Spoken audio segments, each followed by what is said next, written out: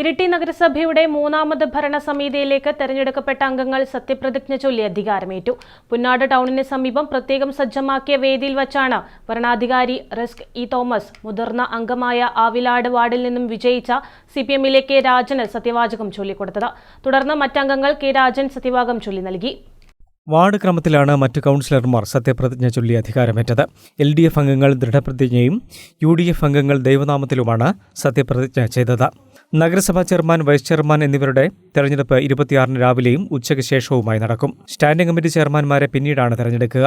വളോറ വാർഡിൽ നിന്നും വിജയിച്ച് കൗൺസിലറായ CPM-ലെ വി വിനോദ് കുമാറാണ് ചെയർമാൻ സ്ഥാനത്തേക്ക് പരിഗണിക്കപ്പെടുന്നത്. വിനോദ് കുമാർ വി എന്ന ഞാൻ നിയമാനുസരണം നടപ്പാക്കിയ ഇന്ത്യൻ ഭരണഘടനയോട് യഥാർത്ഥമായ വിശ്വാസവും കൂറും പുലർത്തുമെന്നും ഭയാശങ്കയോ മമതയോ വാത്സല്യമോ വിദ്വേഷമോ കൂടാതെ ഞാൻ എൻ്റെ ഔദ്യോഗിക കർത്തവ്യങ്ങൾ യഥാവിധിയായും വിശ്വസ്തയോടും എൻ്റെ പരമാവധി കഴിവും അറിവും വിവേചന ശക്തിയും ഉപയോഗിച്ചുകൊണ്ടും നിർവഹിക്കുമെന്ന് ദൃഢപ്രതിജ്ഞ ചെയ്യുന്നു. 34-അംഗ കൗൺസിലിൽ ഇത്തവണ LDF 16 സീറ്റും UDF 13 സീറ്റുമാണ് നേടിയത്. BJP 4 സീറ്റും SDPI 1 സീറ്റും നേടിയിരുന്നു.